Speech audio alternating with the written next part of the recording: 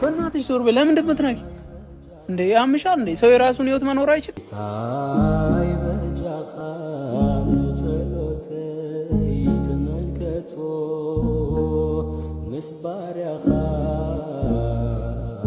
አፍቢትቶ በእናትሽ ዞር በይ። ለምን እንደምትነኪ እንዴ? ያምሻል እንዴ? ሰው የራሱን ህይወት መኖር አይችልም? ወንድሜ ለምን አትረጋጋ? ምን ሆነህ ነው?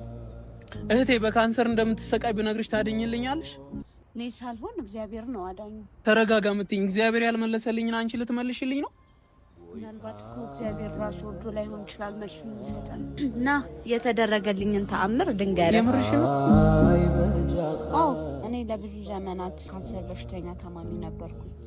እግዚአብሔር ሁሉን ነገር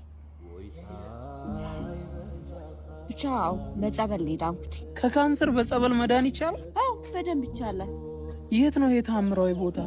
እንሳሮ የሚገኝ አቡነ ቆስጦስ የሚባል በኢትዮጵያ ብቸኛው የሆነ ገዳም ነው። እዛ ሄጄ ነው የተፈወስኩት። ይህንን ማመን አልችልም። በጣም የሚገርም ቦታ ነው። አዎ ታላቅ ገዳም፣ የቃል ኪዳን ቦታ ነው። ከኤችአይቪ ኤድስ፣ ከካንሰር ብዙ ሰዎች ተፈውሰዋል። አሁን እዛ ለመሄድ ምንድነው ማድረግ ያለብኝ? ገዳሙ በየሳምንቱ የሚያዘጋጀው ጉዞ አለ። በሳምንት እሁድ ስልካቸውን ያስ 0924